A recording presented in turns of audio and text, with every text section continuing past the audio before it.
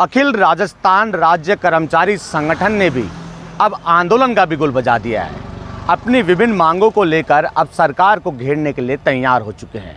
दरअसल पुरानी पेंशन योजना को अनवरत जारी रखने, 8वां वेतन आयोग अविलंब गठन करने, इसके साथ साथ ही संविदा कर्मियों को नियमित करने, एनपीएस में जमा 41,000 करोड़ रुपए वापस देने की मांग की जा रही है। साथ ही साथ निजीकरण बंद करने की मांग की जा रही है। दैनिक वेतन पर नियुक्ति देने की मांग को भी करने की बात कही जा रही है। कर्मचारियों का कहना है कि लगातार मांग तो उठ रही है, लेकिन सरकार केवल आश्वासन दे रही है। अब आश्वासन से कर्मचारी पीछे हटने वाला नहीं है।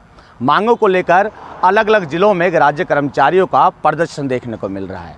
राज्य कर्मचारी प्रदर्शन के माध्यम से प्रशासन को ज्ञापन दे रहे हैं, मंत्री को ज्ञापन दे रहे हैं। एक गुहार लगाई जा रही है कि वक्त रहते हमारी मांगों को पूरा कर दिया जाए, क्योंकि विधानसभा चुनाव से पहले राजनीतिक पार्टियों ने कई तरह के वादे राज्य कर्मचारियों से किए थे कि हम सत्ता में आएंगे तो उनकी मांगों को पूरा करेंगे, लेकिन सत्ता में आने के बाद केवल आश्वासन मिलता है। अब राज्य कर्मचारियों ने कहा हम आश्वासन से पीछे हटने वाले नहीं हैं, अब आर पार की लड़ाई होगी। अलग अलग जिलों में राज्य कर्मचारियों की ओर से विरोध प्रदर्शन किया जा रहा है। राज्य कर्मचारी अब एक जाजम पर आ गए हैं। एक जाजम पर आने के बाद खुली चेतावनी राजस्थान सरकार को दी जा रही है। अगर सरकार नहीं सुध लेती है तो राजधानी जयपुर में महापड़ाव होगा, बड़े स्तर पर आंदोलन होगा और राज्य कर्मचारी सड़कों पर उतरेंगे अगर उनकी मांगें पूरी नहीं होती है तो। हालांकि राज्य कर्मचारियों ने बुगुल बजा दिया है। चुनाव पास में है, राज्य कर्मचारियों की संख्या लाखों में है। ऐसे में इन लाखों कर्मचारियों को राज्य सरकार कैसे मनाएगी, क्योंकि इस बार तो आर पार की लड़ाई का बिगुल राज्य कर्मचारियों ने बजा दिया है।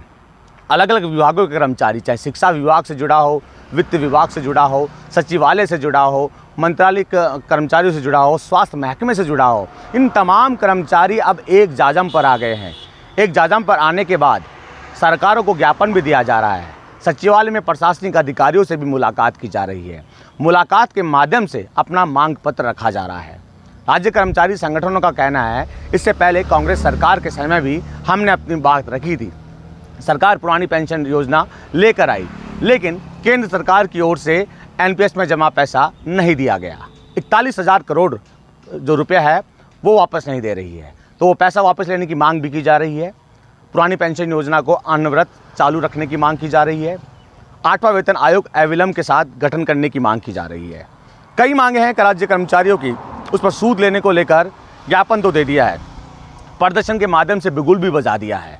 अब आर पार की लड़ाई होगी तो इसका नुकसान भजनलाल सरकार को तो होगा ही होगा, लोकसभा चुनाव पर भी इसका असर साफ तौर पर पड़ेगा। बहरहाल देखने वाली बात ये होगी इन राज्य कर्मचारियों को सरकार कैसे मनाती है, कैसे इनकी मांगों को पूरा करती है, ये तो आने वाला वक्त ही बताएगा।